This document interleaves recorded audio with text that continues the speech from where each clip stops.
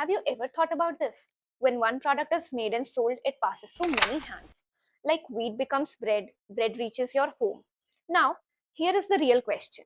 If the same products keep changing hands, how do we calculate GDP without counting it again and again?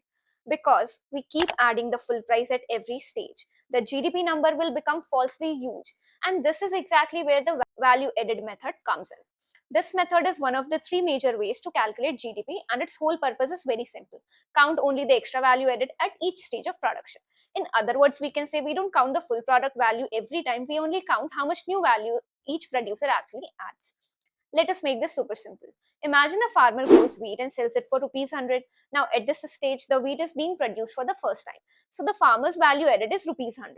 Next, a baker buys the bread and uses the skills, machinery, ingredients to turn it into bread.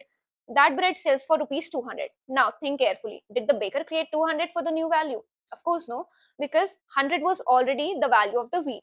So baker's actual contribution was only 200 minus 100, which is 100. The 100 is the baker's value added. Now the retailer buys the same bread for rupees 200 and sells it to the customer for 300. Again, the retailer did not create 300 from scratch. The retailer's contribution is 300 minus 200, which is 100 rupees. So now let us calculate total GDP. Farmer added 100 rupees, baker added 100, retailer added 100. Total GDP calculates to 300. And this is the correct GDP. Now imagine if we have added everything directly, 100 plus 200 plus 300, it would have turned into 600, which would have been completely wrong. Why? Because wheat's value would be counted again and again. This mistake is called double counting. Now, the biggest strength of value added method is that it avoids double counting by focusing only on additional value created at each stage. That is why this method is also called product method, because it carefully tracks production step by step. Now, here is the formula. Value added is equals to value of output minus value of intermediate goods. Intermediate goods means goods used to produce another good, like wheat for bread. So GDP through this method is equals to sum total of value added at every production stage in the economy. Now here is something very important for exams. Certain things are not included in GDP under this method.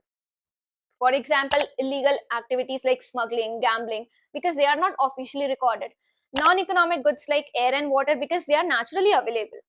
Second-hand goods, because they were counted when produced the first time only. Transfer payments like gifts, pensions, or donations, because no new production happens here. Capital gains, because price rise in old asset is not current production, right? So remember this, GDP only measures current, legal, productive economic activity. In simple word, farmer creates, baker improves, and retailer sells, and GDP measures the total real value created, not value repeated.